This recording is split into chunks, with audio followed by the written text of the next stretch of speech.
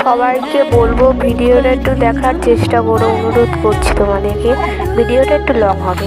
তো দেখতে পাচ্ছ আমার কৃষ্ণ ঠাকুরটাকে স্নান করাচ্ছে।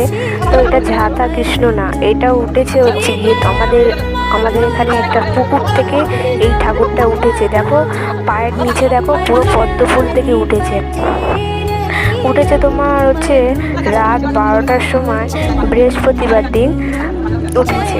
তো তারপরে বামুন মশাইকে ডাকা হয়েছে, স্নান টান করাচ্ছে। কাদাগুলো মানে গাছ পায়ে কাদা ভর্তি ছিল, কিন্তু এটা সোনার রাধা কৃষ্ণ। আর দুঃখের বিষয় হচ্ছে গিয়ে কৃষ্ণ ঠাকুরটাকে থানায় নিয়ে চলে গিয়েছিল, ফের দিয়ে গিয়েছিল সোনার বলে।